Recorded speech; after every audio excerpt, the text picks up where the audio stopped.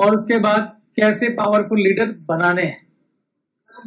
आज के सेशन की जो टैगलाइन है वो ये है, बी ए लैम्प, सबसे पहले एक दीपक बने, and then create a chain of lamp, और उसके बाद एक दीप माला बनाए जिससे कि सारा अंधकार नष्ट हो जाए और सबका जीवन रोशन हो जाए। तो टैगलाइन है, be a lamp and create a chain of lamp. आप एक दीपक बने और दीपक की दीपमाला बनाए। यू लर्न टू टीच, आप सीखे सिखाने के लिए। What I said, you learn to teach, आप सीखे सिखाने के लिए। ये आपका सीखते वक्त लक्ष्य होना चाहिए। तो इस सेशन को मैं शुरू करूंगा।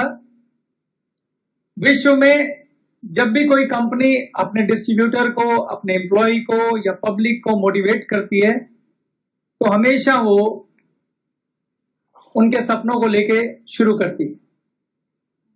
वो पैसे की बात करती है, वो वेल्थ की बात करती है, मगर मैं हैप्पीनेस की बात करता हूं, मैं खुशियों की बात करता हूं। जीवन में अगर हम सबको कुछ चाहिए ना दोस्तों, तो वो हैप्पीनेस है। छोटा सा शब्द है मगर इसी की सबको जरूरत है। आपको बड़े बड़े करोड़पति मिले होंगे जिनके पास खूब पैसा है मगर वो खुश नहीं। तो अगर मेरा बस चले और मैं यहां से आपको कुछ देना चाहूं और आप उसे ले सकें, तो मैं चाहूंगा कि आपके जीवन में खुशियां, हैप्पीनेस हो। जब मैं ये वर्ड यूज कर रहा हूं तो उसमें अपने आप सब कुछ आ जाएगा। जब हैप्पीनेस की बात करता हूं मैं, तो मैं आपको जहां से शुरुआत होनी है वहीं से पहले करेक्शन कराता हूं कि जब आप ख्वाब देखेंगे, शुरुआत सपनों से ही होती है। जीवन में सफलता की शुरुआत सपनों से ही होती है। तो जब आपने ख्वाब देखना है, जब आपने सपना भी देखना है, तो सपना देखते वक्त भी आपने एक हाथ में स्वार्थ और एक हाथ में परमार्थ, इसको लेके देखना है। मैं इन दोनों सपनों को लेफ्ट एंड राइट में लिख के बात करूंगा। अगर आप इन दोनों सपनों को एक साथ देखेंगे तो आप पाएंगे कि जब आपके स्वार्थ वाले सपने पूरे होंगे और उसके साथ जब परमार्थ चलेगा तो आपके जीवन में खुशियां हिलोरे मारेंगी। You will be the most happy person on this world. आप सबसे बड़े खुश इंसान होंगे हर जगह से। तो हम सबसे पहले शुरुआत करेंगे ड्रीम से, सपनों से। किससे शुरुआत करेंगे?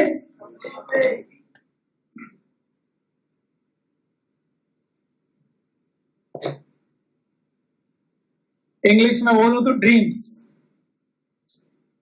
हिंदी में बोलूं तो सपने। Dreams are the most powerful energy. सपने सबसे बड़ी ताकत होती है इस दुनिया में। अगर कोई सबसे ताकतवर चीज है तो उस चीज का नाम है आपकी सोच। अगर आपने कुछ सोचा नहीं तो वो मिलेगा भी नहीं। जो बिना सोचे मिल जाता है उसे एक्सीडेंट कहते हैं, या कुछ लोग भाग्य कहते हैं, या दुर्भाग्य कहते हैं। वरना आपके जीवन में होने वाली ज्यादातर घटनाएं आपकी किसी सोच का नतीजा है। आगरा का ताजमहल सबसे पहले कहां बना? किसी आदमी की सोच में। पहले उसने सोचा कि मुझे ताजमहल बनाना है, तो फिर वो बना। आप शादी करने लगते हैं, पहले आप सोचते हैं मुझे शादी करनी है, तो होती है। किसी भी घटना से पहले सोच का जन्म होता है। सोच कह लीजिए, ड्रीम कह लीजिए। Dreams are the most powerful energy. आप कैसे सपने देखेंगे, आप किस प्रकार की सोच रखेंगे, ये आपके परसीव्ड सच यानी धारण किए हुए सच से तय होता है। कौवे के घोंसले में गिरा हुआ बाज का बच्चा कभी बाज की उड़ान के बारे में सोच ही नहीं पाता। अब वो सोचता नहीं है तो वो होता भी नहीं। सर्कस में पला हुआ शेर जंगल का शिकार के बारे में सोच नहीं पाता। जब तक आप बड़ा सोचेंगे नहीं, बड़ा होगा नहीं। सोच एक बीज है। जब आप सोचते हैं, जब आप ख्वाब देखते हैं, तो आपके सबकॉन्शियस माइंड के अंदर वो एक बीज का काम करता है, और उसके बाद ये सारा यूनिवर्स आपके सपनों को पूरा करने के लिए साधन जुटाने में लग जाता है। अगर आपके ड्रीम्स बड़े होंगे तो ये यूनिवर्स आपके जीवन में ब्लेज ले आएगा। तो लाइफ में ऐसा कभी होता नहीं है कि आपने ड्रीम्स ना देखे हो और वो पूरे हो जाए। इसलिए सेशन की शुरुआत ड्रीम से ही होगी। तो मैं आपसे पूछता हूं कि आप लोगों के, जब आप ब्लेज में आए थे, क्या सपने थे, क्या ड्रीम्स थे, या किसी एक आम आदमी के, एक मिडिल क्लास फैमिली के क्या सपने होते हैं? एक तरफ मैं लिख रहा हूं स्वार्थ और एक तरफ मैं लिख रहा हूं परमार्थ। पहले मैं इन्हीं सपनों की बात कर लेता हूं। बताइए, आपका पार्टिसिपेशन चाहिए। क्या ड्रीम्स होते हैं एक आम आदमी के? हाँ, सबसे पहला सपना है जी, चलो लोगों ने बोला घर बनाना है और गाड़ी लेनी है। गाड़ी में भी कौन सी? पहले बाइक, बाइक आ जाए तो कार, कार आ जाए तो क्या, फिर से बड़ी कार। उसके बाद क्या सपने होते हैं? बच्चों की पढ़ाई। बिल्कुल ठीक बोला। हर अच्छे माँ बाप चाहते हैं मेरे बच्चे बड़े स्कूल्स में पढ़े, बच्चों की अच्छी परवरिश। जब मैं परवरिश की बात करता हूं तो इसमें सब कुछ आ गया, अच्छा स्कूल, अच्छा खाना, और हाँ, जोर से। जो लोग नहीं बता रहे उनके ड्रीम्स नहीं थे क्या? हाँ, बच्चों की शादी करना, वैसे ये भी अच्छा ड्रीम है। और विदेश यात्रा। पहले यात्रा तो हो जाए, कई लोग बेचारे यात्राएं नहीं करते। यात्राएं, हवाई जहाज में बैठना लोगों का ख्वाब होता है। मैं हैरान हुआ, मैं उत्तराखंड गया था, वहां पे एक व्यक्ति मुझे बोला, मैंने उससे पूछा तुम्हारा सपना क्या है? कहता मैं ट्रेन में बैठना चाहता हूं। सच बात है, उसने कभी ट्रेन नहीं देखी थी। ये चक्राता की बात है। ऊंचे ऊपर पहाड़ों में मैं गया, वहां एक व्यक्ति से मेरी बात हुई, मैंने कहा, ऐसे ही पूछा, मुझे तब आदत होती थी, हर एक से पूछता था मैं तुम्हारा ड्रीम क्या है? कहता मैं ट्रेन में बैठना चाहता हूं। बहुत सारे लोग ट्रेन में नहीं बैठे। हवाई यात्रा, यात्राएं, विदेश यात्रा, सुख साधन, नौकर चाकर। जो बहुत अच्छे लोग हैं वो माँ बाप को तीर्थ कराना चाहते हैं। यहां पे मैं ऐसे एक व्यक्ति को जानता हूं जिससे मैं खुद बड़ी प्रेरणा पाया हूं। कुश बैठा है जो अपने मम्मी को तीर्थ कराता रहता है। आप सबको पता ही होगा, कई लोगों का ये भी ख्वाब होता है। तो ये आपके ड्रीम्स हैं जो जनरली हम अपने अराउंड देखते हैं। परमार्थ का मतलब क्या होता है? आप इसे कह सकते हैं इंसानियत। जब आप निष्कामी होके दूसरों के लिए कोई ख्वाब देखते हैं, देश के लिए कोई ख्वाब देखते हैं। ये ख्वाब क्या क्या हो सकते हैं? जैसे हमारे देश में क्या क्या समस्याएं हैं। मैं और कुछ ना मांगू, ये दुआ मांग सकता हूं, हाय भगवान देश से गरीबी हटाना, मांग सकता हूं। बच्चों को शिक्षित करना, छोटे बच्चे को एजुकेशन मिले। एजुकेशन का, शिक्षा का हमारे देश में आज भी परेशानी है। ये हमारे देश की समस्याएं हैं, गरीबी, शिक्षा। आपका भी योगदान चाह रहा हूं मैं। वातावरण आज सबसे बड़ी समस्या है। वातावरण, पर्यावरण, ये ज्यादा अच्छा शब्द है। थैंक यू वेरी मच जिन्होंने भी ये बताया। मेरे को पर्यावरण शब्द नहीं याद आ रहा था। बेरोजगारी। पर्यावरण में भी क्या क्या, किस किस की आवश्यकता है आज पर्यावरण में? पेड़ लगाने की जरूरत है। पानी की समस्या है। आज आपको पता नहीं, अंदाजा है नहीं है, वैसे तो सबको ही होगा, भारतवर्ष आने वाले वक्त में पानी की बहुत बड़ी किल्लत से जूझने वाला। हम लोगों ने तालाब खत्म कर दिए, हम लोगों ने जमीन का पानी खत्म कर दिया, नहरें सुखा दी, नदियों के रस्तों पे बड़ी बड़ी बिल्डिंग्स बना दी। आज पानी की भारी किल्लत से हम लोग जूझ रहे हैं। काफी सारे भारत के शहर हैं जिनके ग्राउंड वाटर खत्म हो चुके हैं, यानी नीचे से पानी मिलता ही नहीं है। तो पानी एक बहुत बड़ी समस्या है और प्रदूषण बहुत बड़ी समस्या है। मुझे पता नहीं आप प्रदूषण के बारे में कितना जानते हैं, मैं थोड़ा सा प्रदूषण के बारे में आपको बताना चाहता हूं, ये मौका है तो बताना चाहिए। आपके जो फेफड़े हैं ये फिल्टर जैसा काम करते हैं। आप YouTube पे कभी कुछ वीडियो देखिएगा कि सिगरेट का फेफड़ों पे यानी हमारे लंग्स पे क्या असर होता है। तो वो कुछ एक्सपेरिमेंट दिखाते हैं, रुई लगा के और सिगरेट जला के और हवा निकाल के दिखाते हैं, रुई पूरी काली हो जाती है। देखा आपने?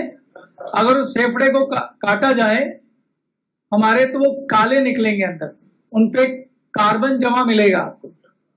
आज हम में से बहुत सारे लोग हैं जो सिगरेट पीते नहीं हैं, लेकिन इस प्रदूषण की वजह से आप जो सांस ले रहे हैं वो सारा प्रदूषण हमारे फेफड़ों पे जाके चिपक रहा है, जिससे अभी पता नहीं चल रहा है पर आने वाले वक्त में पता चलेगा। अचानक आप देखेंगे भारतवर्ष में दमा की और इस तरह की सांस की समस्याएं शुरू हो जाएंगी।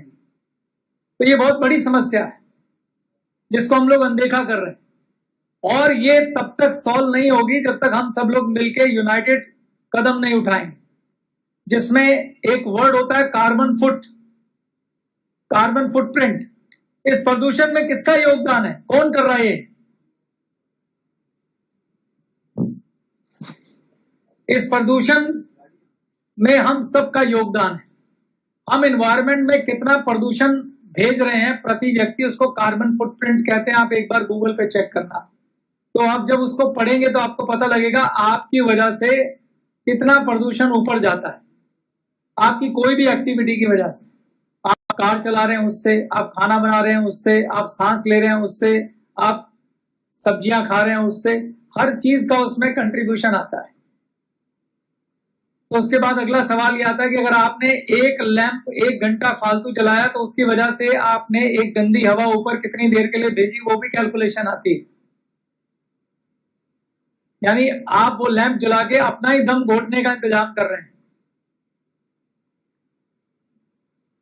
तो हमारा बीइंग ए भारतीय नागरिक होने के फर्ज है कि हम अपना कंट्रीब्यूशन कम से कम करें। जैसे जहां पे स्कूटर या कार से नहीं जाना, साइकिल से चलें, स्वास्थ्य बढ़ेगा। फिलहाल मैं अभी समस्याएं लिख रहा हूं, आप सोचना कि आप इसमें परमार्थ कैसे कर सकते हैं। बहुत बढ़िया, आता हूं उसके ऊपर भी 1 मिनट। पहले पर्यावरण की बातें लिख लो। प्लास्टिक का यूज, इसके बारे में जानो जरूर, इनके क्या खतरनाक परिणाम होने वाले हैं। अब किसी मेरे मित्र ने बोला है ब्लड डोनेशन कैंप, बिल्कुल सही बोला है, इसकी बहुत भारी जरूरत है भारत में। ब्लड डोनेशन, वृद्धाश्रम, बेरोजगारी,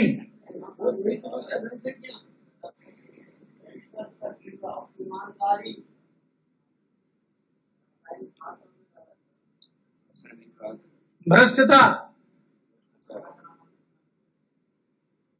रासायनिक खाद, फर्टिलाइजर, बिल्कुल करप्शन को मैंने भ्रष्टता लिख दिया है। साफ सफाई, मिलावटी खाना, मिलावटी सब कुछ है। हवा खराब, खाना खराब, पानी खराब, पानी में सारा पेस्टिसाइड घुल गया, जहर वाला पानी है, और बंजर होती जमीन है, वही रासायनिक खाद आ गया, पेस्टिसाइड। वन्य प्राणी पर्यावरण का हिस्सा हो गया, यहां लिख देता हूं। बहुत अच्छी बात बोली आपने। बढ़ती बीमारियां, बढ़ती बीमारियां, पौष्टिक भोजन नहीं मिलता किसी को, गरीबी का हिस्सा है।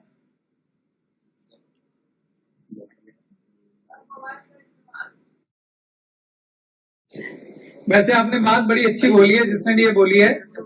ये सच है कि आज बच्चे जो हैं स्पेशली मोबाइल में ऐसा खो गए हैं, उन्होंने कम्युनिकेशन भूल गए हैं, लोगों से बात करनी भूल गए हैं, बाहर जाके खेलना भूल गए हैं, और 4 दोस्त साथ बैठ के मोबाइल पे मैसेज पढ़ते रहते हैं। उसमें मैं भी शामिल हूं, इसने हमें गिरफ्त में लिया हुआ है।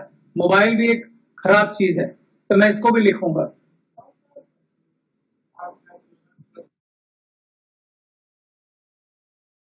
यातायात नियमों की अज्ञानता,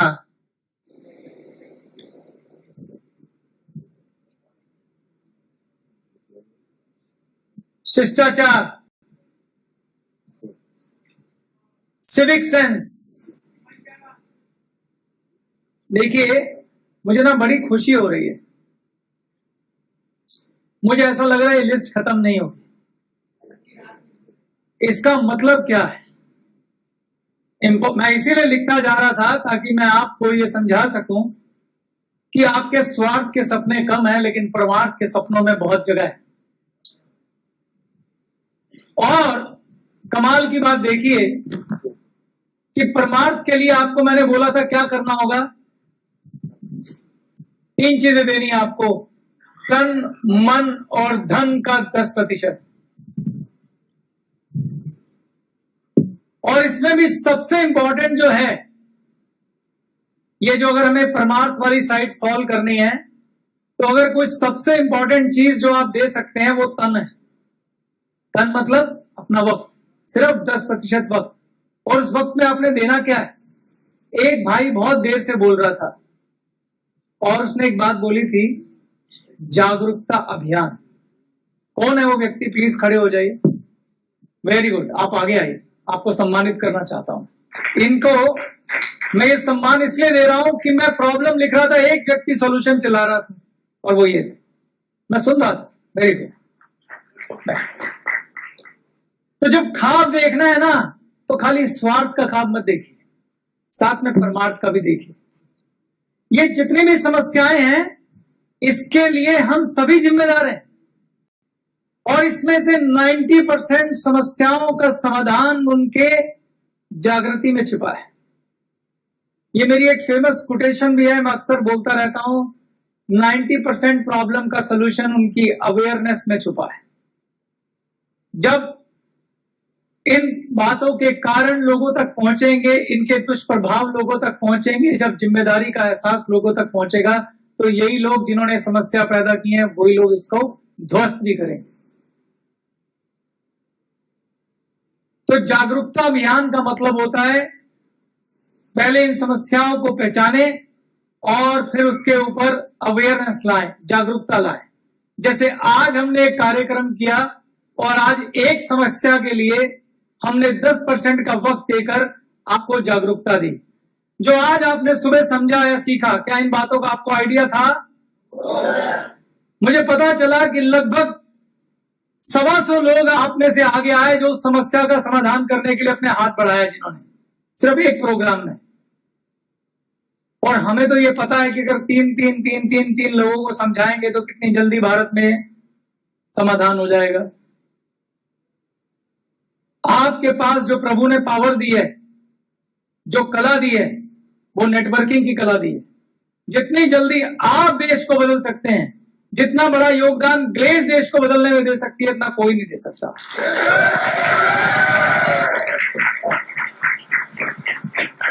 थैंक यू।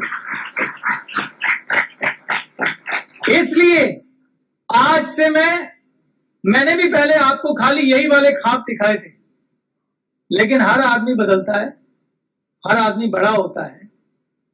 मुझे आज इस उम्र में आके समझ में आया कि खाली इस ख्वाब से काम नहीं चलेगा, खाली इस ख्वाब से काम नहीं चलेगा। ख्वाब दोनों देखने होंगे, एक स्वार्थ का और एक परमार्थ का। मेरा प्रश्न भी है आपसे, अगला प्रश्न आपसे ही है। ये जो परमार्थ का ख्वाब है ना, इसमें भी स्वार्थ है। मेरा प्रश्न आपसे है कि मैं इस ख्वाब पे क्यों जोर दे रहा हूं? क्यों हमें स्वार्थ के साथ परमार्थ का ख्वाब भी देखना चाहिए? मैंने आपसे बोला कि परमार्थ में भी हमारा स्वार्थ है।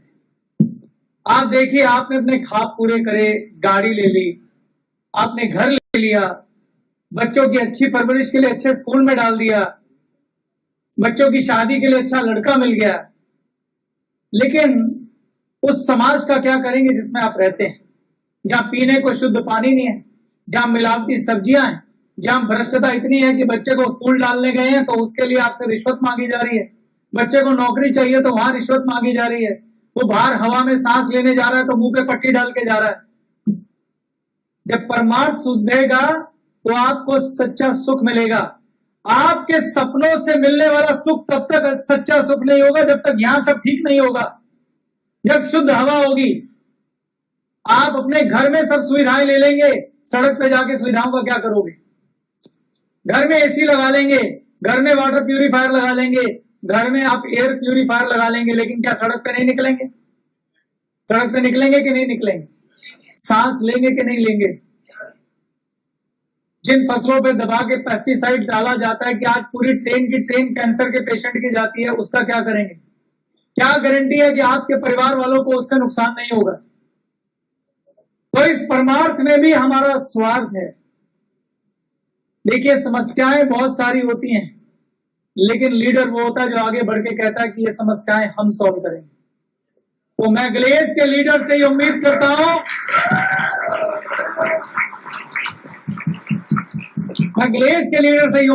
हूं, कि हमें एक हाथ में स्वार्थ और एक हाथ में परमार्थ ये रख के काम करना है। और मुझे पूरी उम्मीद है उस विधाता से, उस भगवान से, कि वो हमारे इस प्रण को, इस संकल्प को सम्मानित करेगा और एक एक व्यक्ति को उसके सपनों को पूरा करने में मदद करेगा। तो सबसे पहला स्टेटमेंट है, dreams are the most powerful energy. दुनिया की सबसे ताकतवर चीज कोई है तो वो सोच है, और सोच वो बीज है जो हकीकत बनाता है।